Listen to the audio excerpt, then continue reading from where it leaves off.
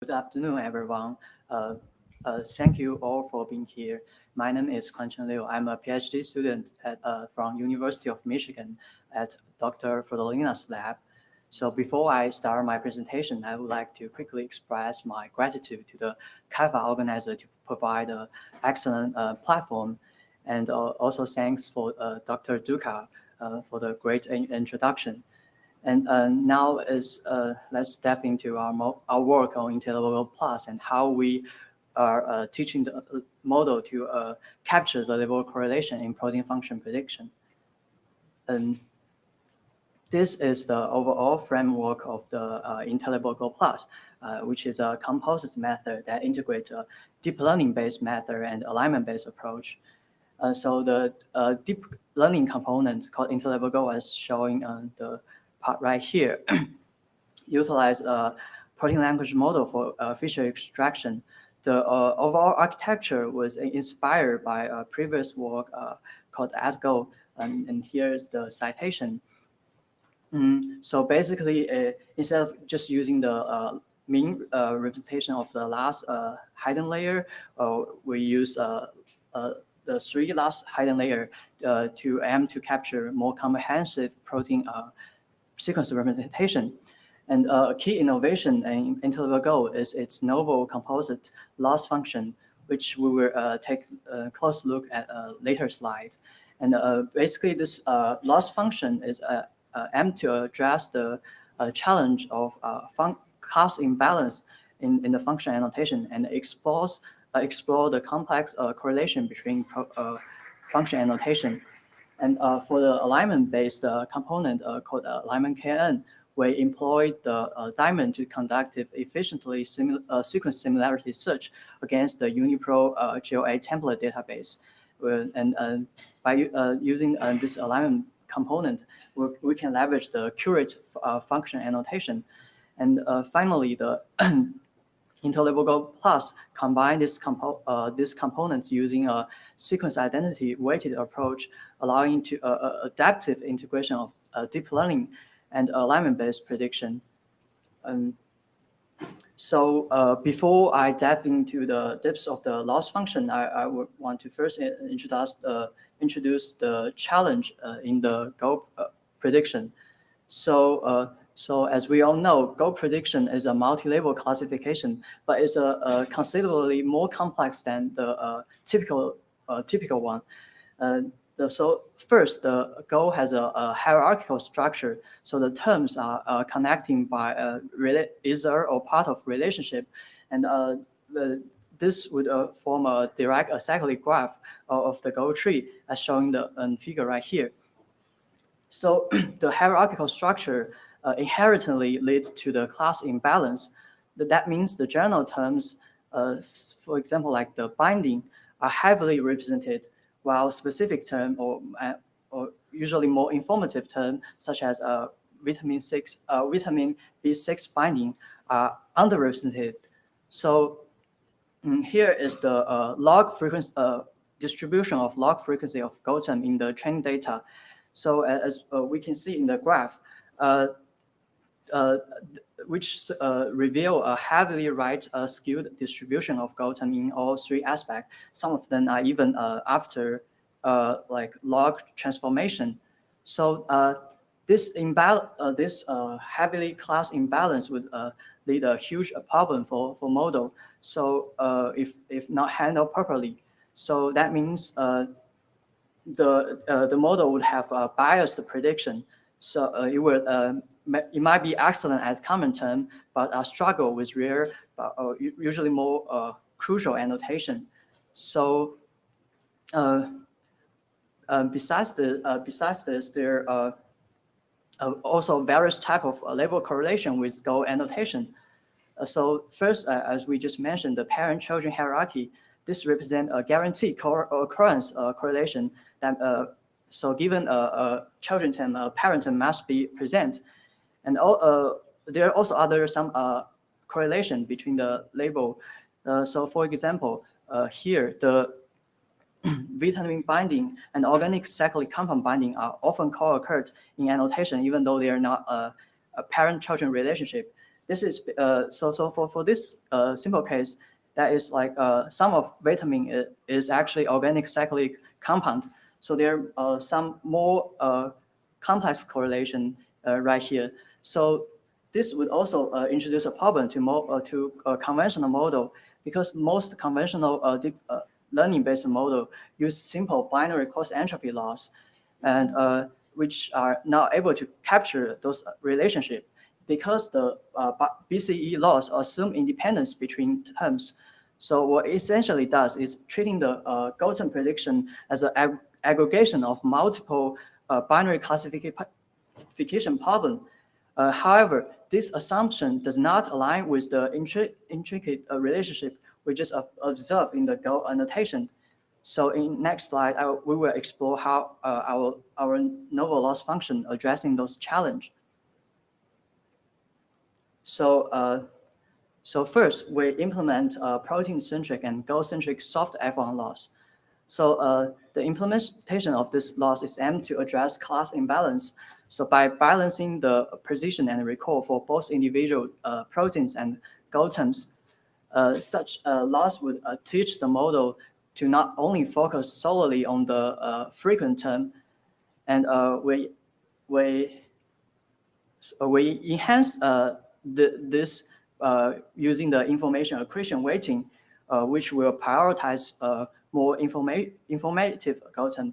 So the information accretion here is basically quantify the information gain for annotating a golden Q, given the assumption that all its parent terms are already being annotated.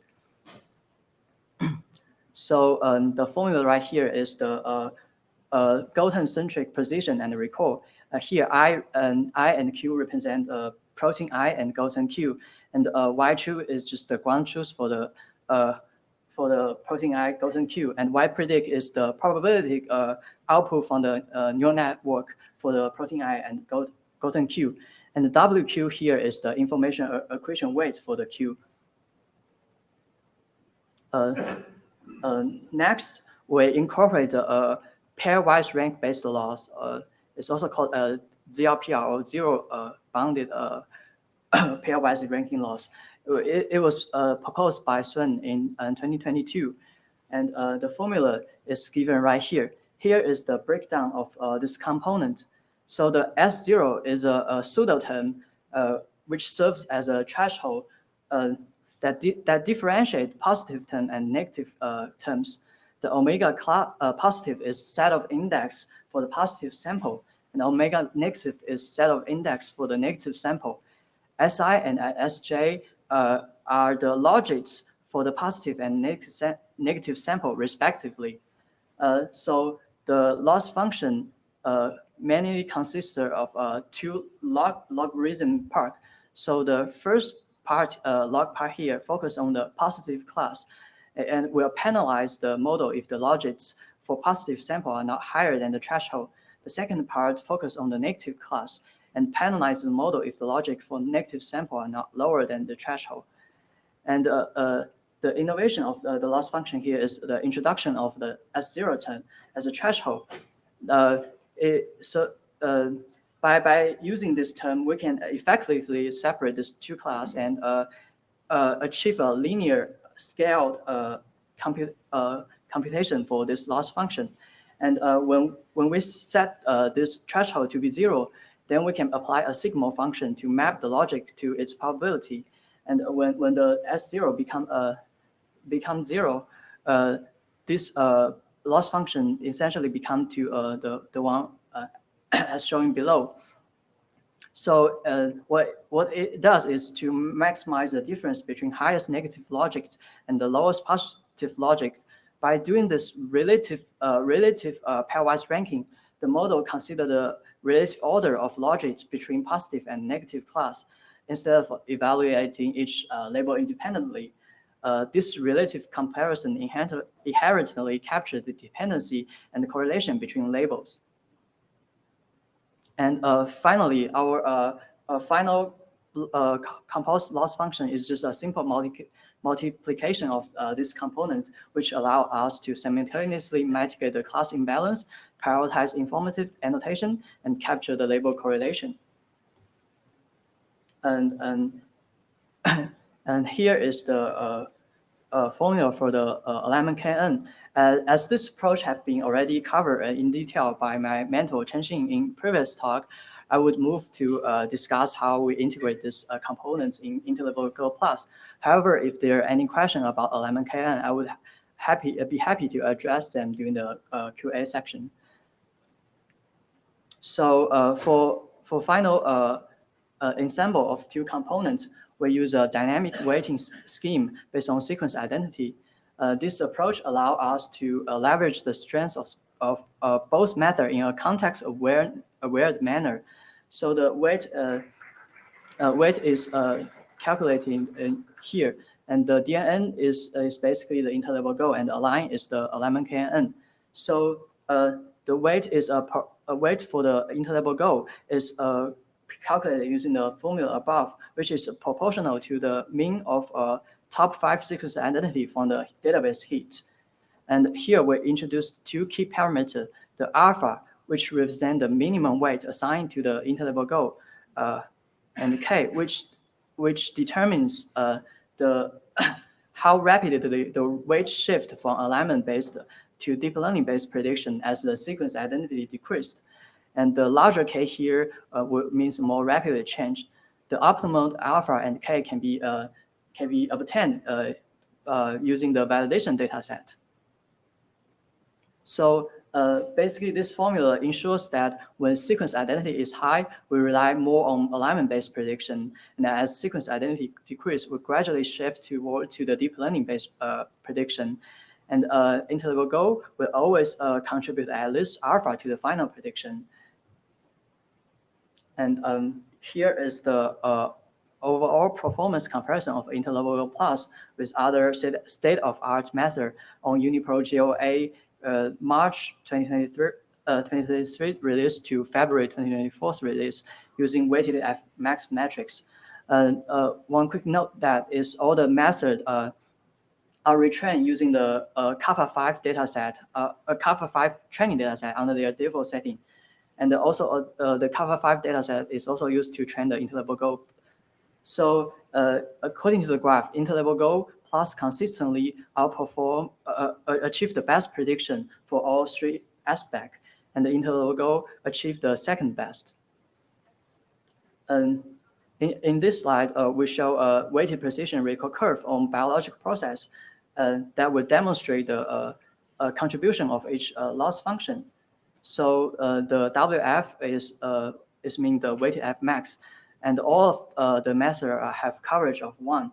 So as you can see on the graph here, applying protein F1 and GO F1 to BCE loss lead to an improve of performance.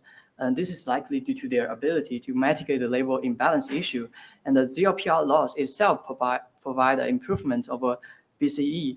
And this is due to the consideration of label dependency, and the incorporation of protein F1 and GO F1 further enhance the ZLPR loss performance, again, by addressing the label imbalance problem. And here is a case study on glutamate receptor interacting protein, which is from zebrafish. And the direct cyclic graph is showing in the biological process. And all methods that are correctly predict each GOTEM are listed in the below corresponding term. The number in the parentheses next to the GOTEM are the information accretion value to the corresponding term. So as we can see, the incorporation of information accretion and the loss function enable InterLabelGO to predict GOTEM with high information accretion value, GOTEMs with high information accretion value that other methods fail to predict. The example like reproduction and cell motility. And there are also some cases that InterLabelGO fail to have a prediction. However, those terms are successfully being predicted by the combination of alignment KN and the InterLabelGO+. And this observation underscores the importance of integrating alignment-based method and deep learning-based method together to achieve more comprehensive and accurate goal term prediction. So here's my takeaway. So the InterLabelGO was able to addressing the class imbalance and explore goal term correlation by use of the novel loss function and the performance comparison point out that the strength of composite method. And for the future direction, I might want to integrate more features, something like protein structure or protein-protein interaction data. And besides, I want to implement a model architecture that would let the model learn the hierarchical structure of the goal, which might help the overall performance. And lastly, I might want to develop a better way to combine those different methods.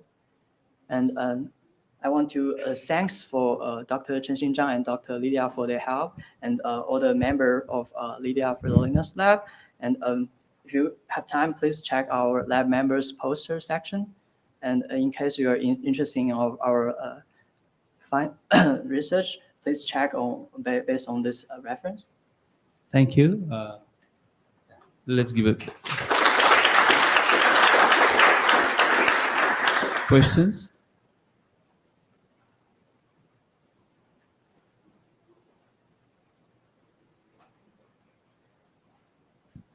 Hi there. Really interesting talk, really interested in methodology. I was curious about your results. You showed those plots real quick of precision and recall. Are those just across all Go terms? Because earlier you mentioned that we have levels and lower levels have higher, are more specific and higher levels, and then here that kind of disappeared. And is there anything here in your results about the predictions being made? Are they at the high level, the big terms, or are they at the small, more specific terms? Or okay, so this weighted precision recurve curve is based on all the goal terms, so no matter like the depths. But in the later case study, we do show that like some of more depths, the InterLabelGO was able to predict the terms with more depths. Right. So I guess I'm just having trouble sort of piecing these two parts of your results together. Where one, you showed this sort of bar chart where you outperform, but these are very sort of high-level abstract statistics, like 70% versus 65%. And then you have this other part where you say, well, sometimes in this case study we can figure out lower-level terms, but I don't like. I struggle to see how these are being put together. And if you can't answer it, then it's fine. But that's okay. I guess I should have like a better like evaluation based on those like depth criteria. Is that like? Well, I just mean it's with the way the Go ontology is the Go structured. It's somewhat easy to use the levels to obfuscate the accuracy of actual prediction results. Because you can say you can do strange things like I can predict a lot of high levels and not make low level predictions. I can make a lot of predictions on level 1 and level 2 and not make level. Sorry, there are no levels in Gene. But, I don't think that would be true, because like if you can predict high level, it's guaranteed the low level would also be predicted because the hierarchical structure. I think that's upside down, but okay.